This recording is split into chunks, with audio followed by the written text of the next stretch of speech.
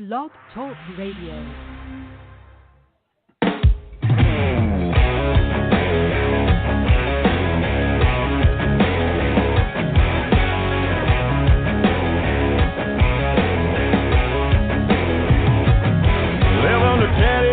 You follow mama's rules, gotta be a good little girl.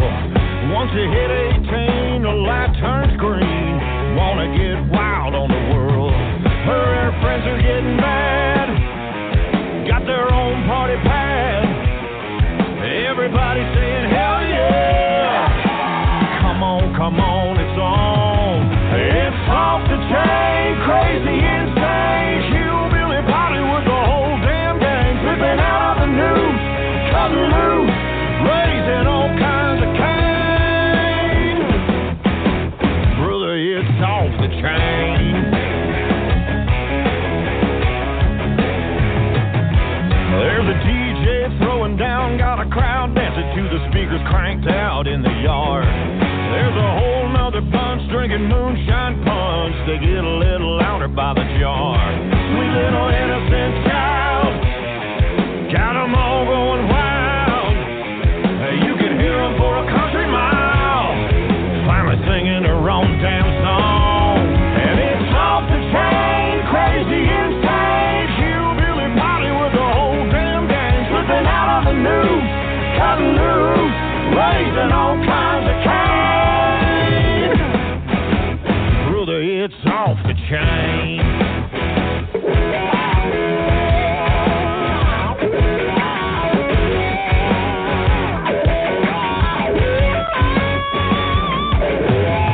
This is Officer Joe Friday responding to the 415 at 34th Brickyard Road. We've also got a 390 and a 314. We've seen parties before, but this ain't nothing like we've ever seen. It's off the chain, crazy, insane, hillbilly party with the whole damn gang, slipping out of the news, cutting loose, raising all kinds of cane. It's off the chain, crazy, insane, a hillbilly party with the whole damn gang, slipping out of the news, cutting loose, raising all kinds of cane. Brother, it's off the chain. Brother, it's off the chain. Off the chain, off the chain. Off the chain, off the chain. Off the chain, off the chain.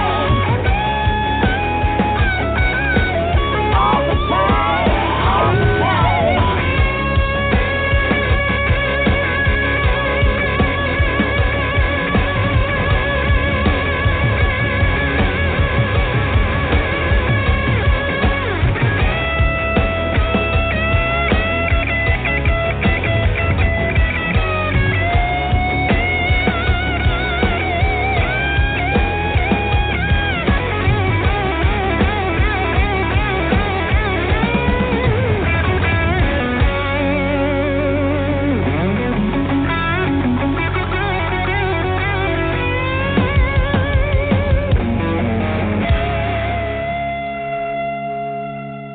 Good evening, ladies and gentlemen. It is Saturday night, and this is Off the Chain. I'm your host, Yvonne Mason. It is our last show of the week, just of the week. We start back up next Wednesday. And I wanted to end this week with an educational show. We'll get into that in a minute, but I promise you it will not be boring because I know I'm going to learn something, and y'all know how I love to learn. I want to thank each and every one of you all for supporting this show and to continue supporting this show.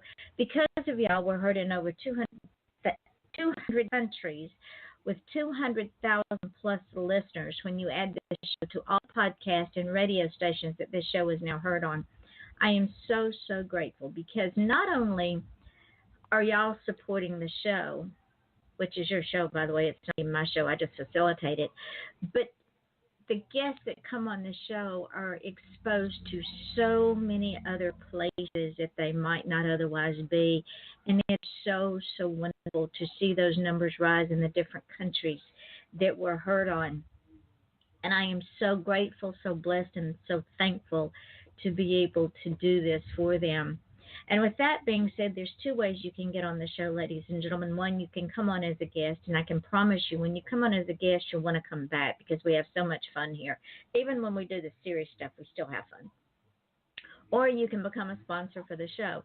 And I don't intend to get rich. I just want to give you an opportunity to hurt. You can reach me at offthechainradio@yahoo.com, and I'll tell you how to do one or both of those at any given time. And I want to welcome a new sponsor, author Amy Lyle. She has been on our show. She's a comedian and an actor that lives in Atlanta, and she has a unique outlook on life. Most people hide their failures, but Amy wrote a whole book about hers. It's called The Book of Failures. The book opens with, I have been married for 20 years. Not to the same people, but 20 years nonetheless. The book talks about relationships, how hard it is to blend a family, and just funny failures of everyday life. The reason it's been a bestseller for over a year is that it is so relatable. Everybody needs more laughter in their lives. Buy it for yourself or for a friend that is going through a hard time. The Book of Failures is available at some Barnes & Noble stores and on Amazon as a paperback, ebook, or it is also an audio version. The Book of Failures by Amy Lyle. Get it today. Also, how glad to listen to audiobooks, ladies and gentlemen. Don't stop for your next audiobook favorite. The Adopt an Audiobook program has new releases and audiobooks for every genre. All audiobooks are free to interested reviewers, and that's the kick. If you promise to do a review, you get to listen to the book free.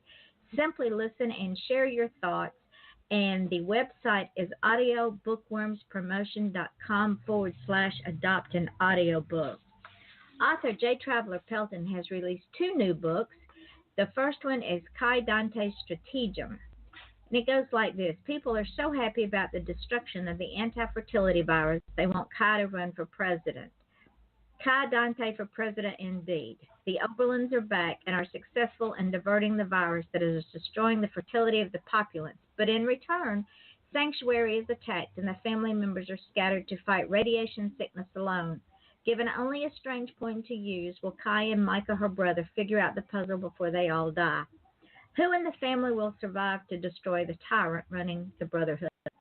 The second book she put out, Wars of set in the future medieval times after the Big War. Lucian thought that as the youngest son of the manor, his future would be as a simple land-owning farmer who raised good horses and went up to the manor to visit the family for holidays. After all, there were 7 brothers older than he with much more entitlement to the inheritance.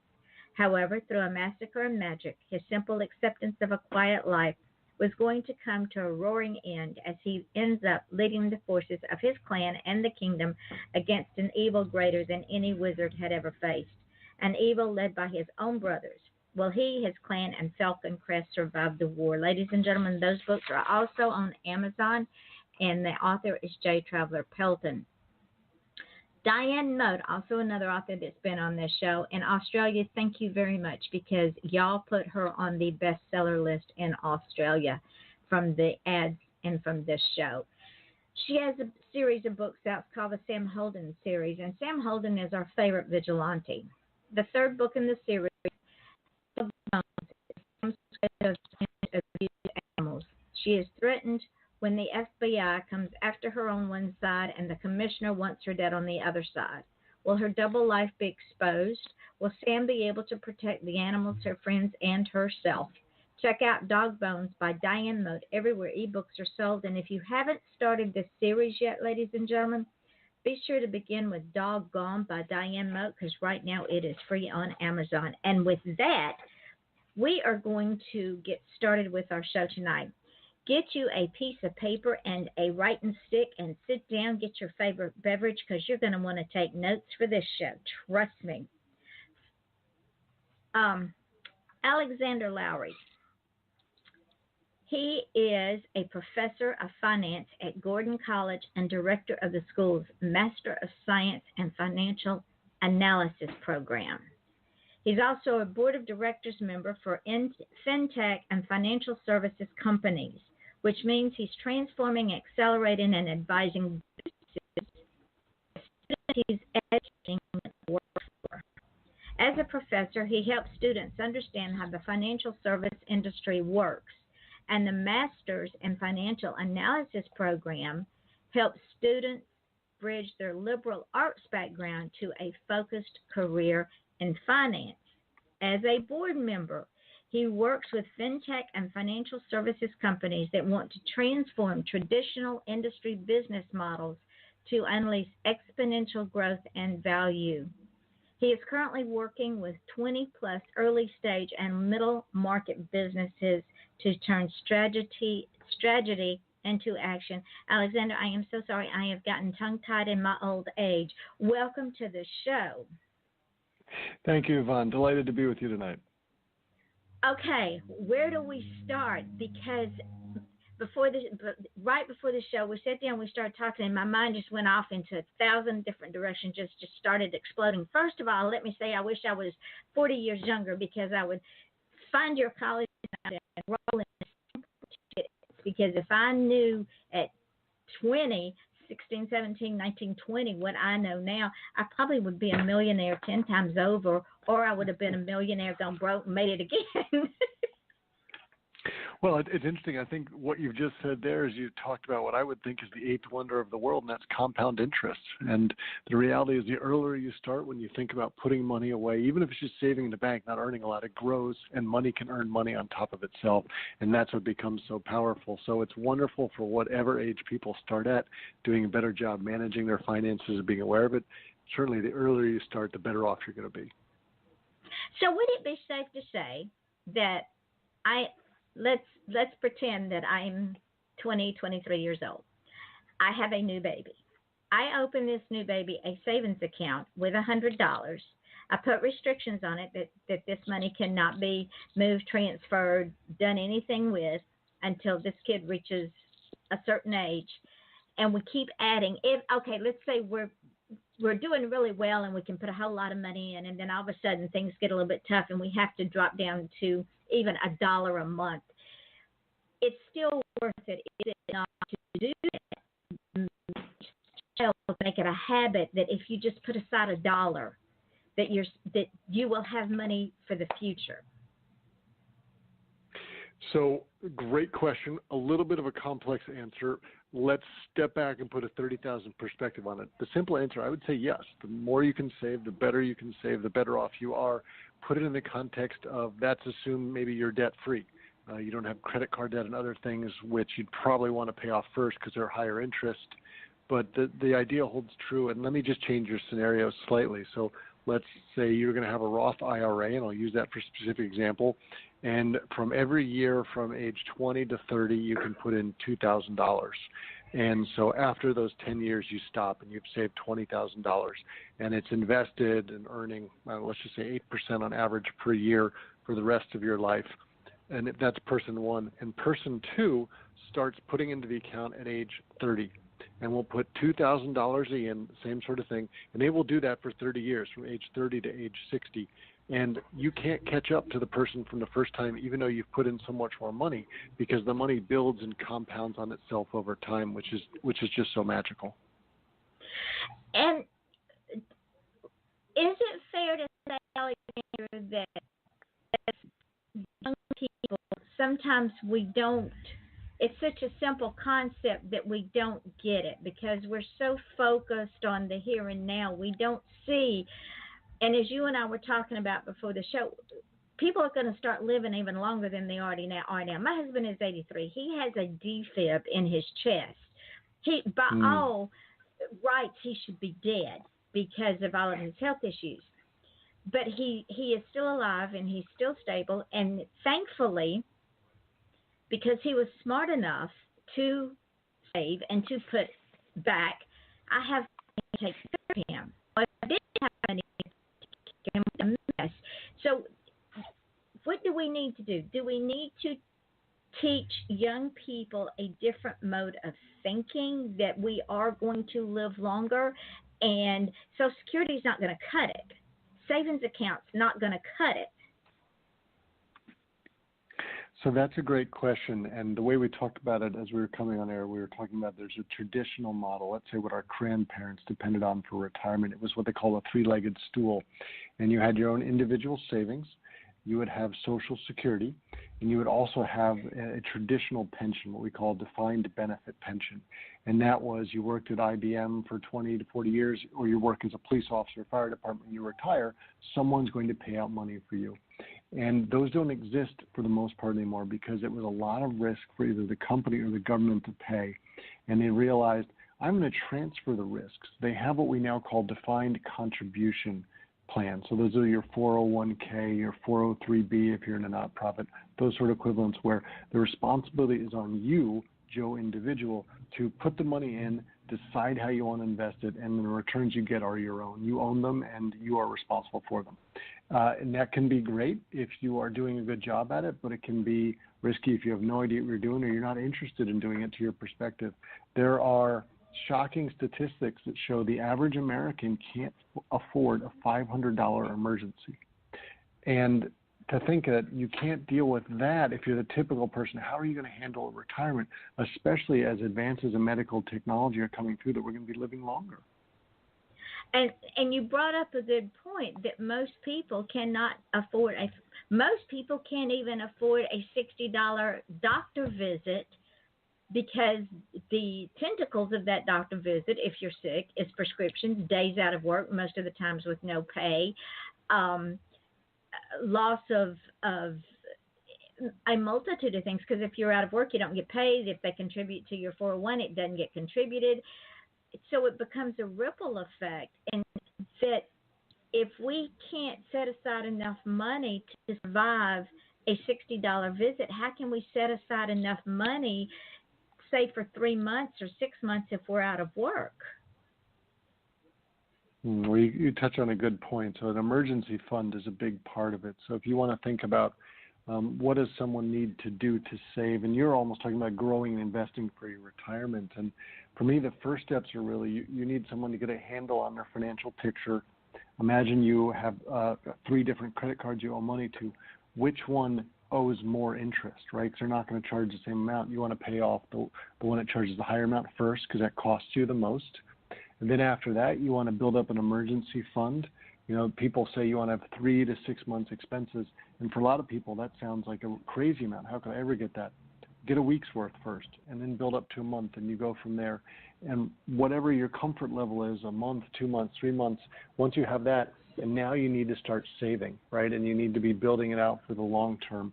I used the Roth IRA picture before because imagine someone is successful at investing. Roth IRAs have this wonderful situation compared to a traditional IRA. You have to pay taxes up front on a Roth IRA, but it means it will be tax-free in the future. You can actually leave that in your estate to your heirs. So imagine you leave it to a grandchild, and it gets paid out over their lifetime. So instead of your child, your grandchild. Wow, that's a whole long time that money can grow and develop and be paid out. So, you know, if we can sit down and go through some of the finer details, we can also think about how do we structure this, how do we prioritize it, what are the smart ways to go about doing it. And, Alexander, would it be fair to say that the general population is afraid of finance? I think I would paint it slightly differently, and I would say the general population has been underserved by our educational system and our government in terms of being taught financial literacy. And for some people, that then manifests in being unclear about how to manage money. Maybe you weren't taught it in your home. Maybe you saw bad examples in your home for various reasons as well. And so people who don't know what to do, it can be paralyzing, and that's entirely understandable. I would equate it to public speaking. If you haven't been taught the skill set, it could feel horrible to be up there. And, you know, when they do like the Family Feud top 5 surveys of fears of people fear public speaking more than they fear death. They would rather be in the box and give the eulogy, which I find ironic. And money is very similar in that regard to me. For some people, it's paralyzing. They don't even know where to begin. So before I asked that question, there was a question that I brought up, or a statement that I brought up right before we went live, and we got started into the weeds about it, and then we went live. And the question is, because you were talking about retiring from IBM, et cetera, et cetera. People no longer, as a general rule, go to a job with the expectation of retiring from that job. People job hop every 5 to 7 years. To me, that's kind of scary, because if one has a 401, it can get lost in the shuffle of moving around, or it can not earn money in the shuffle of moving around. Would that be a fair statement? Yeah, so that's a great idea. Let's take that as a statement. So let's say someone starts a first job out of college and they do the right thing and they open a 401k from day one and they're investing, and maybe Vanguard's managing their plan. So there's the money at Vanguard. Then 5 years later they go to job number 2, open a 401k, doing a great thing again. That 401k is managed by Fidelity, so they got some money in Fidelity. And you could bring your old plan with you in most cases, but let's say they left it at Vanguard, and maybe it's out of sight, out of mind. They're not thinking about it. So it might still be invested, but maybe they should have thought about, I would have changed the fund or adjusted how I did it, but it was out of sight, out of mind. And they go to another company. Now this one is managed by Ameritrade, whoever it is. And so, yes, you can forget about it even if you've been doing the right thing. So there are different rules. You can consolidate it and bring it over to your new company. You can move them into a brokerage account that you can manage differently at another firm. So even for people that have been doing the right thing, quote unquote, you're absolutely right. If you don't pay attention to it, it can be harder to be on track of it. Even just think about, you're going to eventually want all of this in a will, that your estate is going to be able to take care of it. So when you pass, people will know where this money is. Imagine you saved diligently, but no one knew you had that Vanguard account from your first job and it just gets lost. That'd be terrible. Yeah, because it would still be sitting there earning money, and nobody would know that it's there, and it just keeps sitting there earning money for the brokerage house and nobody else. And that brings up another question that many people don't realize, is that when you work with a brokerage house, as a general rule, is it not true that the way the brokerage house makes their money is fees that are garnered from them taking care of your business? So you raise a great general point about fees, and there's been a lot of talk and better awareness over this over the last few years. And probably the best way to think about it are ETFs, the electronic traded funds.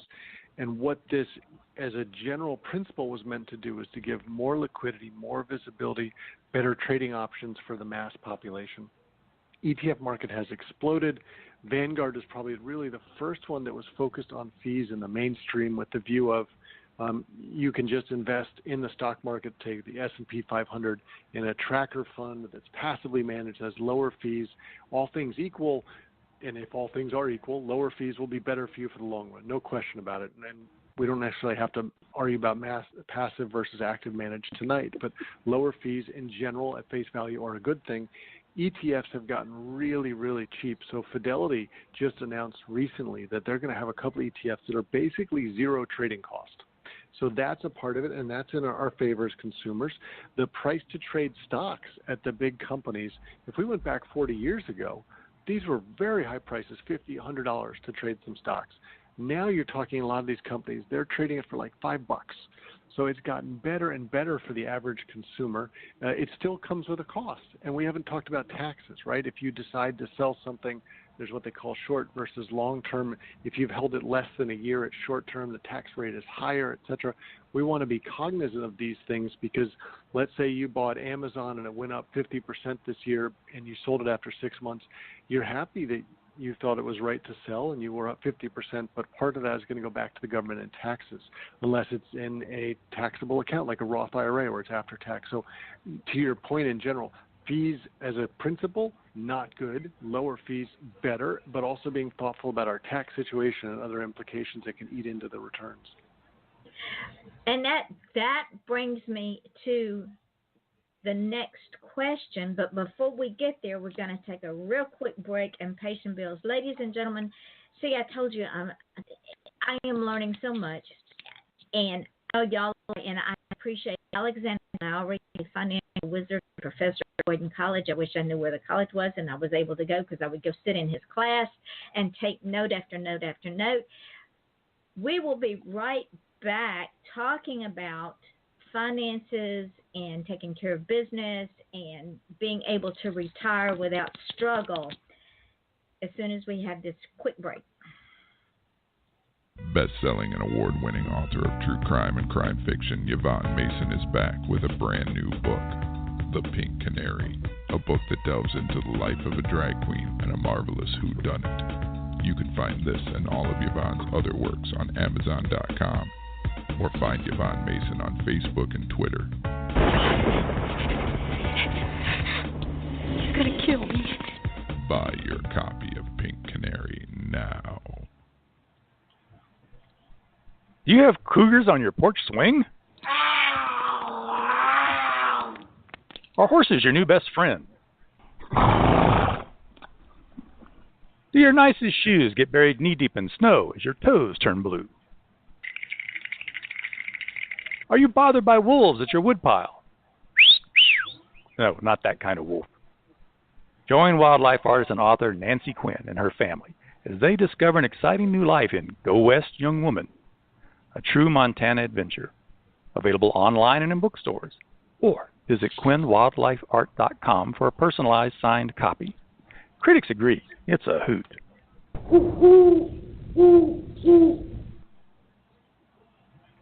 The book Ruined Days is at Amazon. Is it true?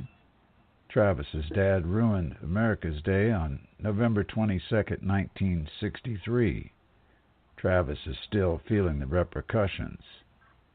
He sets out from Kansas to ruin some days himself. Why? He's really pissed.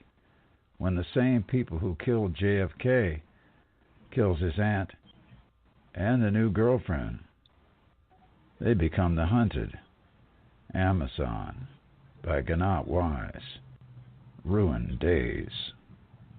And we are back. This is Off the Chain. I'm your host, Yvonne Mason, with financial wizard Alexander Lowry, who is also a professor of finance at Gordon College. And already I've learned so much, and I deal in finance quite a bit on my own. But ladies and gentlemen, take notes, pay attention, because this is something that is important for you now as well as in the long haul. And it's also something that you need to teach your children. And they're not too young to start learning about finance. Alexander, is that a fairly true statement? Oh, I believe so. But real quick answer to the question you made just before the break. Gordon College is just north of Boston, just so you know where it is. So I think that we have a I'm a new parent myself. My daughter turned 10 months old today, and I am already thinking about, not that I can do anything right now with her, but what are the lessons I'm going to impart to her? And children at different ages, they grow and develop, you can do different things with. So I'll give you one example. When she's ready, 3, 4 years old, something like that, eventually she will become fascinated with money, because that's something her dad talks about a lot, and she'll start to see coins and see their different values. And let's say we eventually teach her what a penny is and what's that worth. We were talking before about putting money away and investing and growing and developing.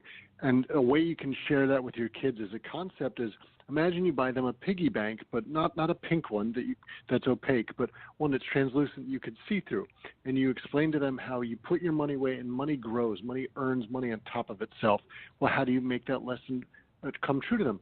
Put the penny in the jar together before they go to bed, and when they wake up, you've put a second penny in there so it doubles, and they can see how the money grew. And the next night you put in another 2 pennies, and it's doubled again. And you continue doing that. Just like the classic old example of someone said, the king offers them a salary for their job, and they say, start me out at a penny, but just double my salary every day for a month, and I'll be happy.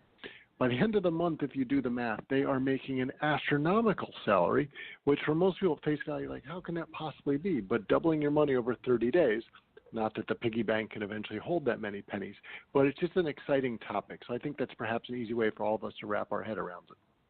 And I love that analogy. And when someone says, well, it's just a penny, I'm not going to bother bending over and pick it up, I find that foolish, because it's like you say, money builds on itself, and a penny will make money.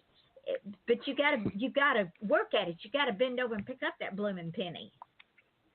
Well, I'll tell you a story. The way that I first got fascinated about money was because of my uncle, and he always picked up change, and he loved it. You know, just like you said, some people are embarrassed to go get it. He would get it with pride. His philosophy was, I want to walk into the sun because the money glints better that way, and he described it as tax-free money. He would never spend change. You know, for me, I don't like change in my pocket. I will get rid of it first chance I can. He would collect it, and he would put it down in the basement. It would go in those giant Poland Spring bottles, and there were different jars for different denominations, and they would be saved down there. And his view was, this is my retirement fund. And you think, well, how much could you save? His brother did the same thing, and when his brother finally cashed out after 40 years of doing this, it was about $20,000. And you go, well, that's nuts. That wasn't invested.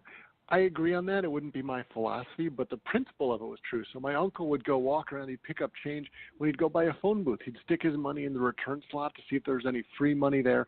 So whenever I see change now, I laugh, I pick it up, and I think of my uncle, and it reminds me of him. So I'm with you. Let's just talk about it as a principle, right? I don't think that's how most of us are going to retire. You know, that the joke would be, what if you're looking to retire? What, are you going to walk down to the local fountain at 5 in the morning for everybody gets up and scoop up all the change? Okay, if you did that every day, right, you could actually make some real money. That's not probably how you're going to fund your retirement. But the principle is sound of use money wisely, take advantage where you can. And, you know, for a lot of us, that could be cutting costs of not only it's, well, do I need a $5 Starbucks every day, but do I need these sorts of recurring costs? Can I keep it down? But also, how do you maximize your income, make sure you're growing that potential pot? And then when you have savings, how do you invest that wisely? So I think all of that together are good general principles for all of us.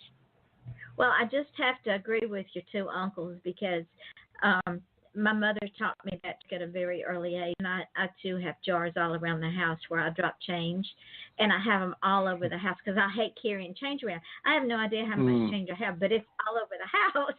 My dad did the same thing because my parents were both post-World War II adults, and they were Depression babies. So you picked up money, you bought a lot of stocks. Well, Back in the day. Let me give you one potential tip that you may not be aware of.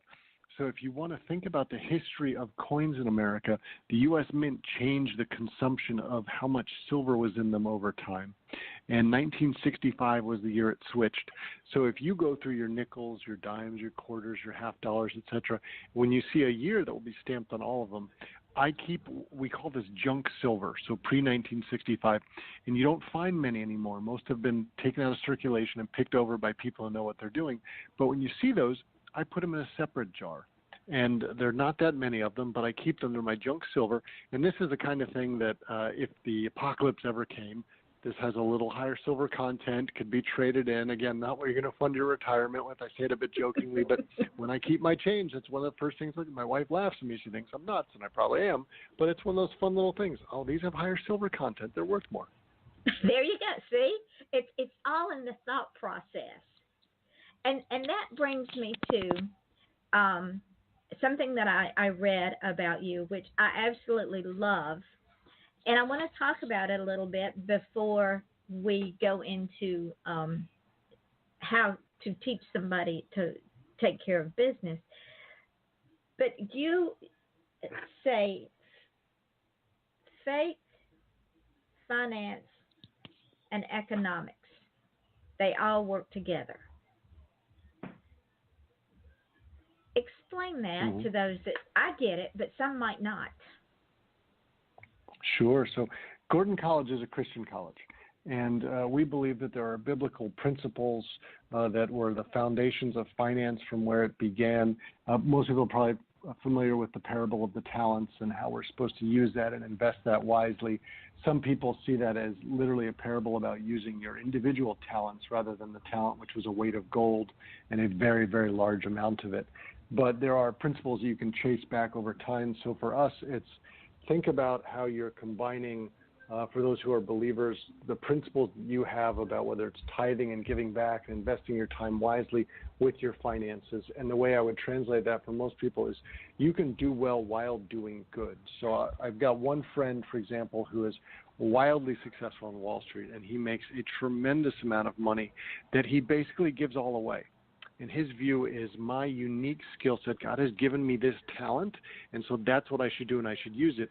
But I want to bless other people with the proceeds of my labor. And there are people that are really good at running nonprofits and saving the world and doing lots of good, and I want to support them because they need people like me to fund them. So he is doing well while doing good. And for us, that's basically how it comes together: work, faith, and economic integration. What is safe to say that to whom is given much, much is expected. And I think that for us, that comes back to basic finances as we think about it. So how many times have we heard the terrible stories about people who win the lottery and go bankrupt? Yeah, exactly. Heartbreaking. For whatever reason. Yeah, because they see all these things and things fade away. They get broken, they get stolen, they go away. And all of a sudden they have all this money and I can get this and this and this and this and it can all make me happy. Well, the answer to that is a big fat no, because if you weren't happy before within yourself, you're not going to be happy with all these things that you can now acquire that you couldn't acquire before. Yes, I'm a firm believer that money doesn't buy happiness, it just buys everything else. In fact, I think it buys a lot of unhappiness, Alexander, in some instances. Indeed. It buys a lot of happiness and a lot of enemies. Okay, now, if I'm coming to your college and I am young and I am a smart aleck and I think I have all the answers to all the questions and I'm going to do great things. I'm going to be a millionaire by the time I'm 30. I'm going to have all this money, but I can't even count back change.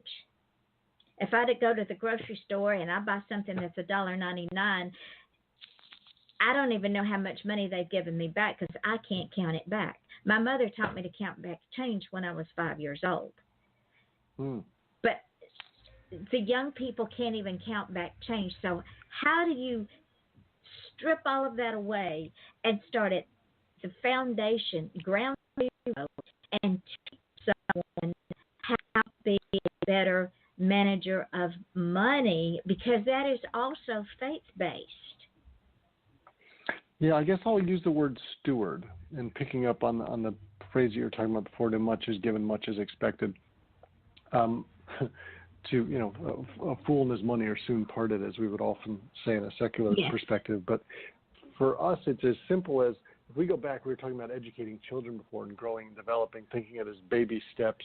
And you have to learn to walk before you run. And people thinking about the idea that I'm going to invest in a market and make a lot of money, I encourage that. The idea of investing in stocks of great companies is a wonderful idea, but it's very hard to earn money. It's very easy to spend it, like we were talking about, on things like cars or boats or clothes, but it's also very easy to spend it on the price of education, I call it. So imagine you're at a party, someone gives you a hot stock tip, you run out and buy it. Maybe it goes up, more likely it goes down. That's the price of education. To learn, you need to be very thoughtful in how you do the analysis and invest it, and that can be a very expensive price of education. Yeah, especially in this volatile market manipulation era that we live in. And the market is manipulated, and unless a young person understands how the market is manipulated and understands that it goes in cycles, and what goes way, way up is certainly going to come crashing way, way down. It's just the nature of the beast. Yeah, the interesting thing is, when the politicians get involved in the stock market, we have to remember that politicians basically want to get reelected. That is their job to do. And one of the ways that they can get reelected is by having a booming economy. Now, you can't forever have a booming economy. The world doesn't work like that. Everything is cyclical. Like you said, what goes up must come down. And if we were to leave it alone, the market would fix itself. It would return to average. And the problem is, it doesn't do average. It goes above or below for whatever reasons. And we have been way above average for a long time, which means we're overdue for a correction. The longer we kick the can down the road by short-term measures, the more severe the correction is going to be as a result. So think about when the stock crash happened a decade ago. We had the great financial crisis. The housing crisis happens. Nothing can go up forever. There are problems that will emerge, and we're overdue for some tough times. And would it also be safe to say that this upward swing that we're on now, it also creates what I call unintended consequences? That is, Federal Reserve says, "Oh, okay, things are great now." So the banks, a lot of people don't understand is banks make their money by interest rates and making loans. So, okay, so Federal Reserve says we're going to up the interest rate so the banks will make money, so they'll have more money to lend because their hands have been tied for 5, 6, 7, 8 years. So we're going to raise the interest rate. So when Joe Blow goes to get a construction loan, instead of paying 1.5% interest, he's now going to pay 6 or 7% interest. So the bank will make more money.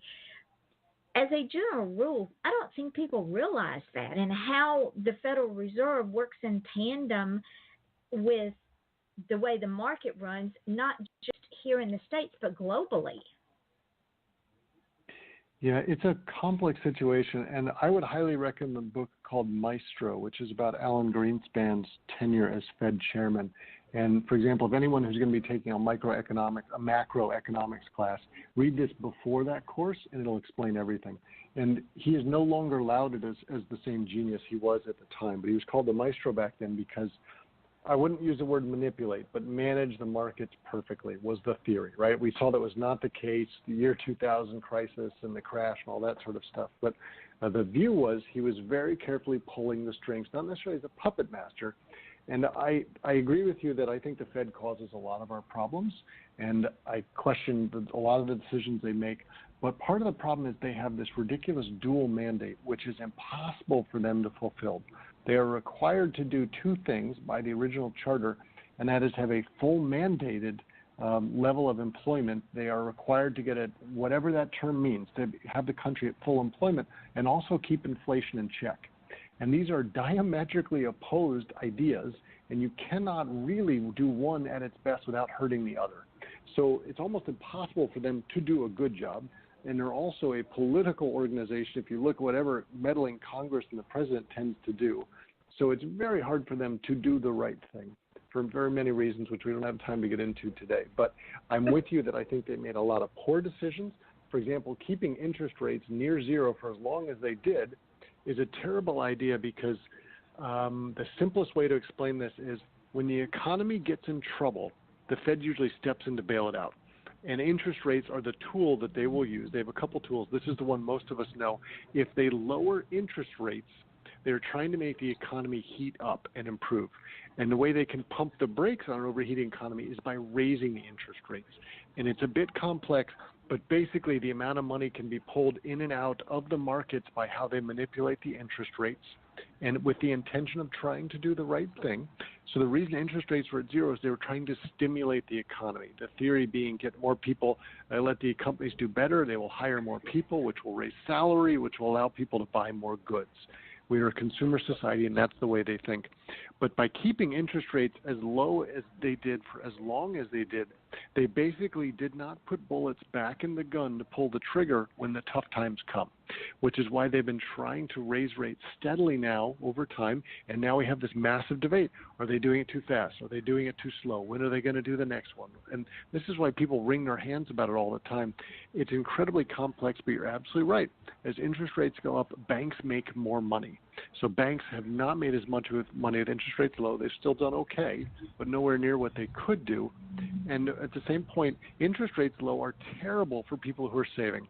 So if you are someone who is at or in retirement and you've worked your whole life and tried to save money, and now you've got a bank account earning zero interest, you're really being penalized. What the Fed is basically saying, without saying it, is they're telling you, take your money out of the bank and put it in the risky stock market and invest it. That's the only way you're going to get a return on your money. I don't know that I personally agree with that perspective.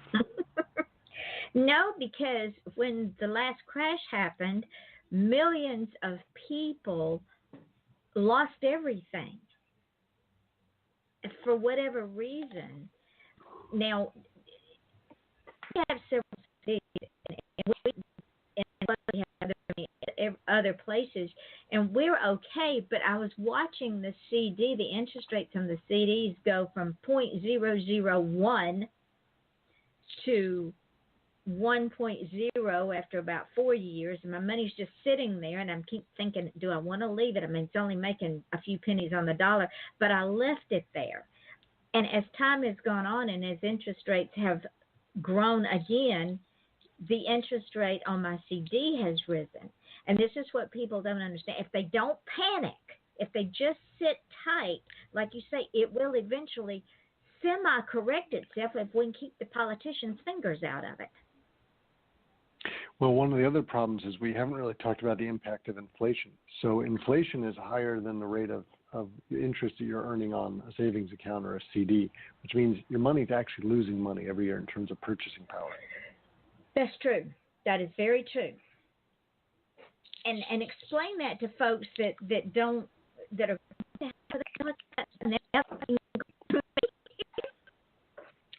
Yeah, so inflation is hard to wrap your head around, and probably the best way to think about it is maybe healthcare. And healthcare costs have gone up astronomically over whatever period of time you want to talk about. So maybe it used to cost you $100 to have a doctor do all these sorts of tests and see you, and now it costs $200. And the doctor's really not doing too much differently. And the tests may be a little bit more advanced, but probably not really all that different for your basic service. That is inflation as an example. So basically the price of goods costing more. And there's a couple ways to think about it, but basically if you have $100 in the bank account and the Fed wants a bit of inflation because inflation is good because it gets rid of debt. So as inflation goes up, the value of the debt that you owe decreases, meaning you have a mortgage for $100,000. And if inflation is positive, what you actually have to pay back, you will still have to pay back 100,000 physical dollars, but it won't be worth as much as that. So the Fed actually likes inflation. They see that as a positive thing. We can argue philosophically about whether that's right or wrong, but they target an inflation rate of 2%. And inflation is a weird number, but it's running at about 2.5%, let's say. So which means if your bank account interest is earning, say, 0.5% and inflation is 2%, you're losing 2% value of your money every year. You have the same number of dollars, but they just don't buy as much in the rest of the economy. So maybe another example, and then I'll stop and I'll let you talk, is you have $10 bills in the economy. And those $10 bills are all worth $1 each for a total of $10. But if suddenly the Fed prints more money and there's 100 more of those dollar bills, now there's $110 bills, all trying to buy the same goods and services because the Fed manipulated the currency. They could do the opposite, and they could pull some out of circulation. So depending on the amount of goods versus dollars that are chasing each other is what inflation is adjusted by. And you just went into the segue. That was going to be my next question. Would you get out of my head, Alexander? I loved it. It was perfect. So I look at it as you're saying this, I'm seeing this tail wagging this dog. Because you have inflation and the dollar is worth 20 cents. So it buys something for $1. Now you've got to spend $10 to make it the value of $1. And the thing is, it's the same product. Used to, you could buy a bottle of aspirin for 69 cents. That same bottle of aspirin by that same company, same amount of aspirin in the bottle, same packaging, is now $12, $13.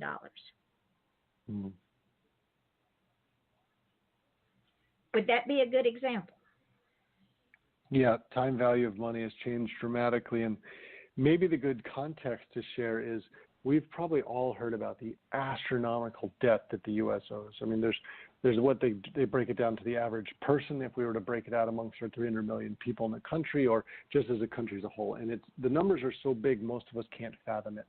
But the way to think about it is and the government won't say this publicly because it would be stupid, to admit it, but basically, if they can run inflation at a certain level, the more they can run it with the economy still functioning, the way that loosens the debt that we have to pay. So the Japanese, the Chinese, a couple other giant countries own a lot of our debt. That's what they did. They bought it up, and we have to pay them interest.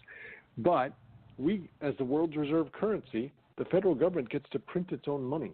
So they can make up whatever money they want and print it, but if the value of it has dropped, that actually helps us when we pay back those debts. So the government likes inflation, and when we think about politicians and manipulating, it helps them as a tool.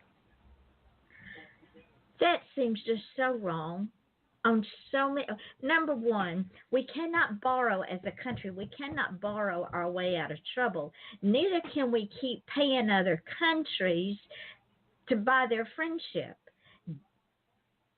When are we going to learn this lesson? It lasts as long as the other countries will accept it, right? So the easiest way to think about it, if you pull out the dollar bill, right, what is that dollar bill worth? It's only worth what you think it is. It's nothing. It's a piece of paper, right? In God Correct. we trust, e pluribus unum, all of this stuff, it's redeemable by the U.S. Treasury if you look at it, right? Only if you believe it's worth anything. You know, when the financial crisis comes, if the apocalypse comes, people will be burning it to stay warm because it won't be worth anything. If you go back to the gold standard in the old days, and this is why they had to close it and take the U.S. government off it, we had every country has basically gold reserves that, you know, the Fed in New York has vaults underneath where each country has some, and maybe they move it between each other to settle debts. Literally, it'll move it between each other's vaults. But in the old days, the French were actually calling the U.S. out saying, hey, your dollars are redeemable for gold. You better ship us this gold because we're not accepting your dollar bills, which is why Nixon had to take us off the gold standard, because either we already did or we would have run out of gold eventually. And we get away with that as the world's reserve currency. But when you are in a gold standard system, you could only have the value of what you could prove. And otherwise, there was nothing to do. The way to think about it, I guess, is if we think back 20, 30 years ago, people would go to a store and buy something on layaway. What that meant was, I want this toaster, I want this washing machine, keep it in the back for me, and I will eventually bring you the money. I'll pay you a little bit every month, and then you give it to me to take home, right? So that's the gold standard of we know what it's worth, and we're going to give it to you. In today's inflationary economy, I'm going to buy it now. I'm going to put it on my credit card, and I'll pay it off for you slowly over time. In the meantime, the interest rates keep piling up. Yes. And we have become such a nation of plastic that I know very few people that even carry cash anymore. Well, a lot of people, especially in certain, like China, for example, they don't carry wallets because now they all use digital wallets on their phone. And that's how they stay in touch. And that's coming here more, but you'll see a lot of young people use Venmo. They send electronic payments back and forth, and you can use Apple Pay and others to pay at a lot of stores now. So the world is definitely changing. And what happens when the apocalypse comes and the technology is gone? The paper money is not worth the paper it's printed on. It's like I said, we use it for firewood. And we go back to the old ways of bartering. Well, that's when you need that junk silver that's in the jar that we talked about. That and we get to watch people jump out of windows because they won't know how to handle it. So I think the reality is that we have done very well for a very long time. And in America especially, we've been very fortunate. And I think many of us should be thoughtful about how are we preparing for the times ahead.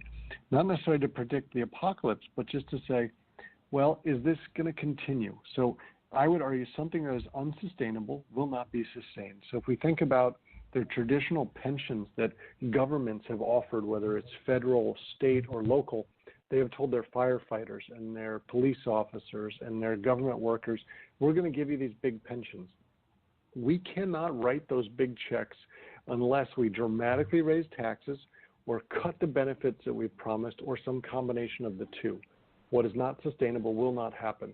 These promises that people have been given are not going to be realized.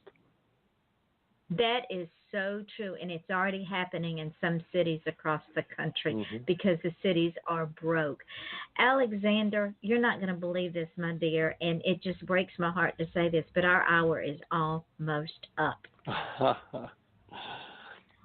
Well, Vaughn, it has been a pleasure. I've enjoyed this. Well, I wish would you be willing to come back after the first of the year? Sure, that would be my pleasure. Sweet. Now, ladies, tell the folks where you can be found, because I know they're going to want to hook up with you. He is not on Facebook, ladies and gentlemen, because he's, trust me, but there's other places that you can find him, and I'm sure if maybe you have a question, he might answer it. If he's not busy, this is one busy man. Well, probably the easiest way to find me is on the school's website. So Gordon College has a website of gordon.edu, and in my department is /grad finance, as if it was graduate finance. So gordon.edu/grad finance. My email address is on that page, and always delighted to talk with any fan of Evolve. Oh, thank you, Alexander. And yes, he will come back. Don't hang up when the show goes dark, but I do want to thank you so much for taking an hour away from your family, because I know you're so busy, and I appreciate it. And please let your family know that I appreciate you spending an hour with me tonight, because I learned a lot. And I'm hoping, and I'm pretty sure that our audience learned quite a bit, whether they're in the States or worldwide, because finance is global. It is not just here in the United States, ladies and gentlemen. It's global. And each country affects the other. We're not an isolated city set on a hill. We all affect each other. Would that be a fair statement, Alexander? Oh, it's one of the few things that we can all be talking about all the time and still be talking about the same things. There you go.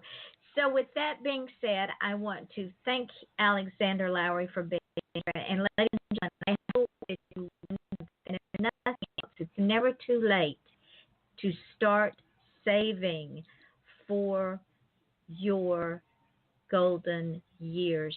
Trust me, you will be grateful for doing it, because you're going to need it. Things happen. There's death, there's catastrophic happenings, there's emergencies. You're going to need to put aside and to be good stewards. It's like Alexander says, be good stewards of your finances, because if you don't, you will be so very, very sorry, because Social Security will not get it. Whatever your retirement package is from your country or government, it's not enough, not in this day and age. With that, I want to thank Alexander again for being here. I want to thank each of you for being here. And there are a few things that I say at the end of every show, and one of them is this. People will forget your name. They will forget what you look like. They'll forget what you're wearing, but they will never, ever, ever forget how you made them feel. And my prayer is that you all know that you all are very special to me, guest and listener alike. And if you want to achieve greatness, ladies and gentlemen, just go out and do it. Don't ask permission, because nobody's going to give it to you. And I don't mean saying I want to be the next president, I want to be an astronaut. Be great within yourself, because you are great within yourself. Teach your children to be great, because they are our future. Teach them good financial strategies. Teach them to be good stewards of their money, their life, their well-being, their health, their families, themselves, their love, their trust. Just teach them to be good stewards. Because when we are good stewards, then we can lay down and go to sleep at night. Would that be a good ending thought, Alexander? I think that's wonderful. So, ladies and gentlemen, we will be back on night at 8 o'clock Eastern Daylight Time. Here at Off the Chain, we have a whole new week of guests. Join us. Know that this show will be going up in archive, so pass it, share it. It also will go up on podcast.com, SoundCloud, Spreaker, iHeartRadio, iTunes, YouTube, Podcast Garden, FM.com, and TuneIn Radio, as well as Reverb Nation. Yes, we are heard all over the place in 200 plus countries, 200,000 plus listeners, and join us again next Wednesday night when we start once more here at Off the Chain. Have a good weekend, everybody. Go and share your newfound knowledge, wisdom, because you're going to need it. Trust me on this one. Until then, This is Off the Chain. I'm your host, Yvonne Mason, and we wish you all a very good evening.